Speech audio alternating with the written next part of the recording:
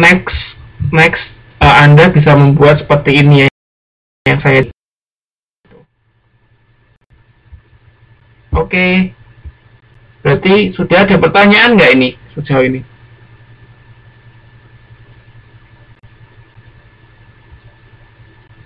Oke, kalau memang nggak ada pertanyaan, jadi saya akan simpulkan saja. Jadi setelah ini Anda silahkan mendownload Xmind-Map di Google. Jadi kita mau samakan. Ya, oke. Yang merasa berantakan introspeksi diri saja ya, nggak apa-apa. Oh, Mbak Yusni, ini saya belum masuk ke materi nih. Ya, saya belum masuk ke materi nih. Oke, jadi saya simpulkan, nanti silakan Anda download Xmind-Map application-nya. Nah, setelah itu Anda buat. Nah, untuk mengkonvert ke JPG-nya nanti langkah-langkahnya akan saya ketikkan atau saya kasih contoh di itu ya, di grup. Nanti saya akan posting, Anda silakan belajar sendiri. Ya. Ya, oke. Atau seandainya Anda masih mau menggunakan aplikasi yang sekarang ini yang Anda punya, yang tadi misalnya EDX itu ya, itu nanti Anda carilah, pasti ada itu sebetulnya Anda itu ya, cari yang ekspor atau convert, begitu pasti ada itu. Tapi kalau Anda nggak mau pusing ya silakan Anda itu.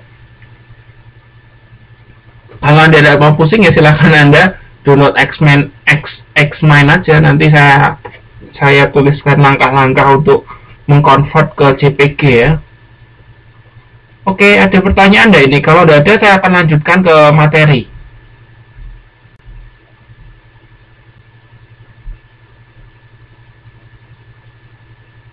Oke, lanjut.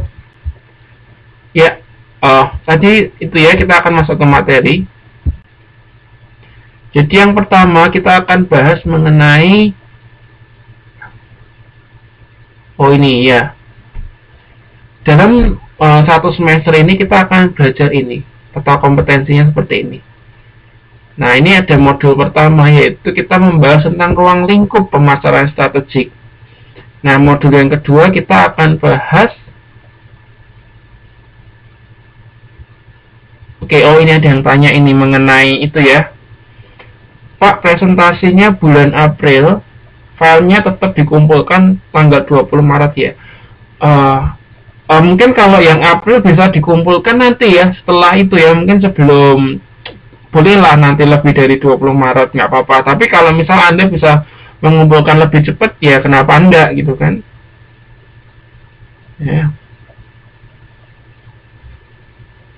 Untuk Mbak Dwi, kalau nggak bisa datang TTM pertama, nanti silahkan. Kan saya sudah bilang, kalau nggak bisa datang, silahkan dikumpulkan, direkam, kemudian dikirimkan ke saya ya. Oke, terima kasih Mbak Yusni, dibantu menjawab. Oke, saya lanjutkan ya ini. Jadi pertama mau membahas tentang ruang lingkup pemasaran strategi. Kemudian yang kedua adalah analisis situasi pasar. Ya. Nah, setelah melakukan analisis situasi pasar, itu melakukan STP. Tadi saya sudah sebutkan ya, apa itu STP. Ada yang tahu nggak itu apa STP? Tadi saya sudah sebutkan itu. Ada yang tahu STP itu apa? Ayo, Mbak Dwi, apa itu STP tadi? Menyimak nggak? Ya, S-nya segmentasi, betul. T-nya apa? Ya, segmentasi, targeting, dan positioning, betul. Nah, setelah melakukan STP, baru melakukan ini, yang 4 kota ini, yaitu strategi produk, strategi harga, strategi promosi, dan strategi distribusi. Nah, kalau istilahnya kita menyebutnya 4P. Oke, ini in English ya, kita menyebutnya 4P. Biasa orang menyebutnya 4PS atau 4PS 4PS begini, atau biasa orang menyebutnya marketing mix, ya, atau biasanya orang menyebutnya ini ya, Indonesianya ya, di Indonesia kan biasanya bauran pemasaran ya. Nah, kenapa disebut 4PS? Karena ini ada 4, yaitu P-nya ada 4. P yang pertama adalah produk, P yang kedua adalah, yang tahu enggak? Ya, betul, produk. Mbak, jangan terbalik-balik, Mbak. Kalau produk itu yang pertama ya, product, price, promotion, praise. Sebetulnya enggak salah sih, cuman kalau kita misalnya mau memasarkan produk, pasti kan yang dipikirkan apa? Produknya dulu yang mau dipasarkan apa, begitu kan? Oke, betul. Ya, jadi product, price, promotion, place. Oke, atau orang menyebutnya marketing mix atau bauran pemasaran. Jadi ini ya, 4 hal ini disebut 4PS. Nah, sebetulnya sekarang ilmu yang terbaru itu bukan cuma 4PS, tapi 7PS. Ada 7. 3 yang lain itu adalah, ini saya sambil mengingat ya, ada 7 sebetulnya. 3 yang lainnya, ada yang tahu nggak ini 3 lainnya?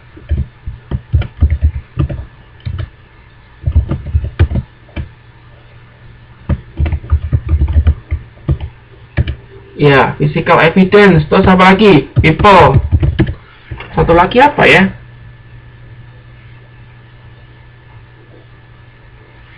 Ya, oke. Proses, betul. Oke. Jadi, ilmu yang terbaru ini ada 7PS. Oke. Wah, ternyata sudah pintar-pintar ya. Oke, saya lanjutkan aja, Pak, begitu.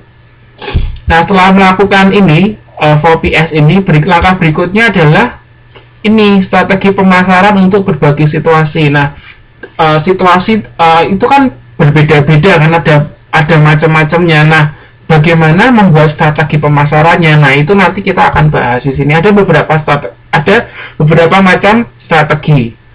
Nah, yang terakhir adalah mengimplementasikan dan mengendalikan strategi pemasarannya. Nanti ini terkait dengan desain organisasi, kemudian terkait dengan prosesnya bagaimana. Nah, dalam 1 semester kita akan bahas ini semua ya. Untuk hari ini saya akan batasi ke ini aja, ke modul pertama, karena mulai modul kedua dan modul kelima, kalau nggak salah ini ya, besok waktu TTM kita akan bahas. Mungkin besok kita masih tutup ya.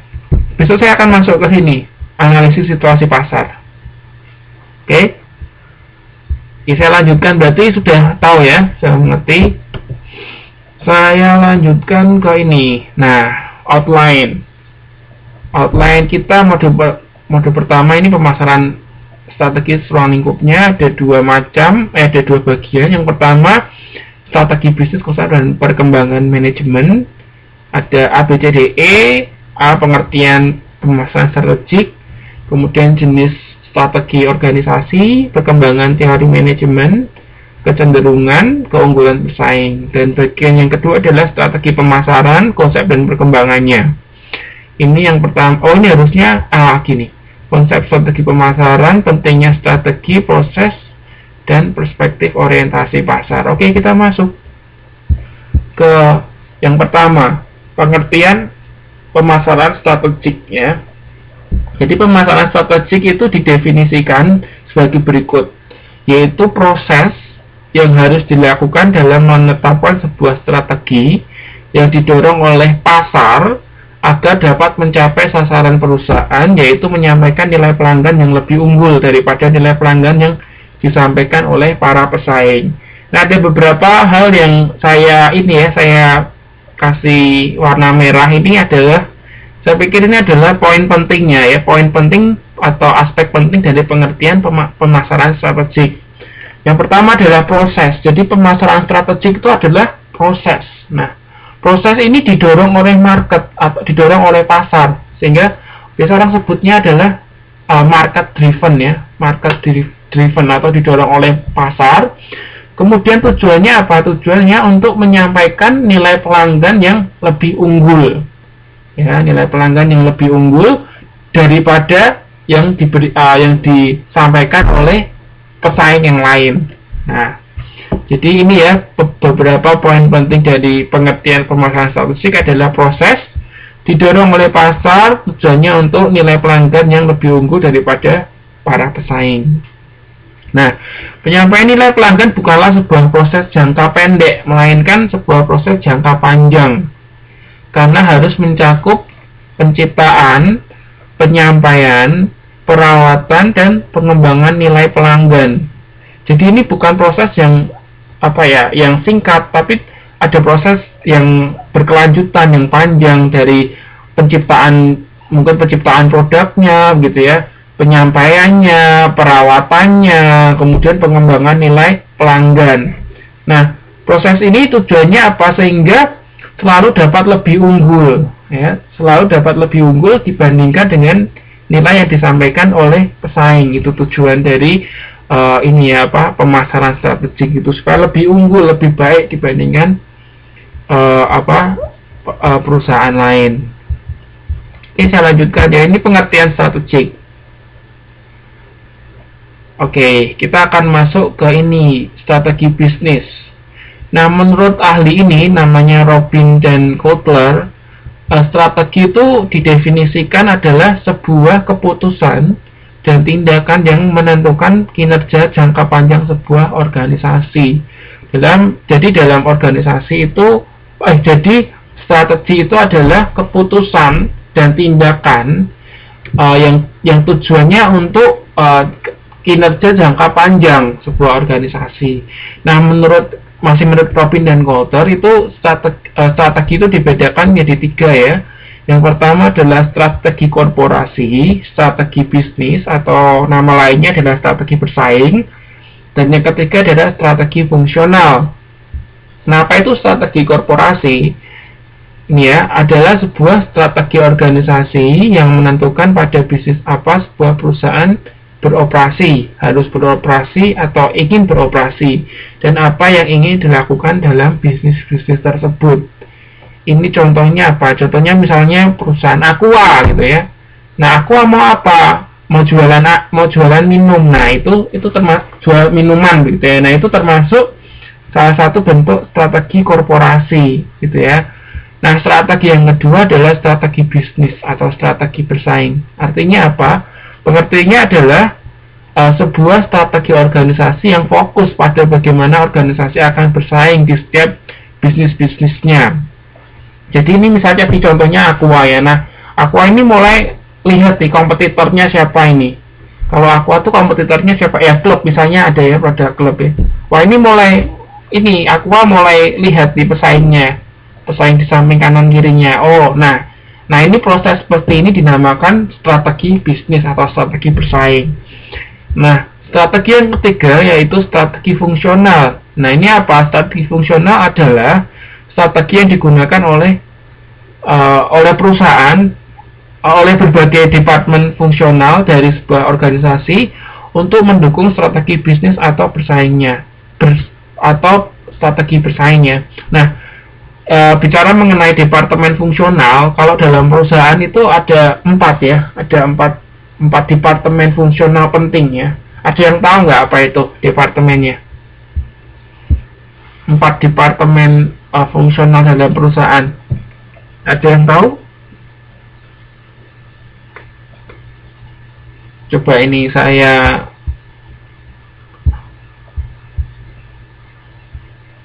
ini Mbak Friska atau siapa ini yang mau jawab?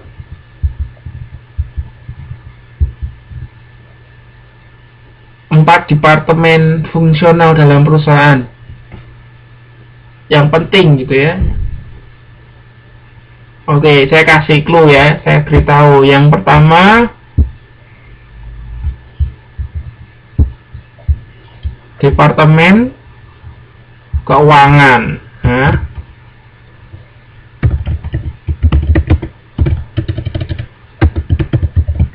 Nah, departemen keuangan ini ya apa ya, fungsinya ya untuk mengontrol keuangan perusahaan ya. Nah,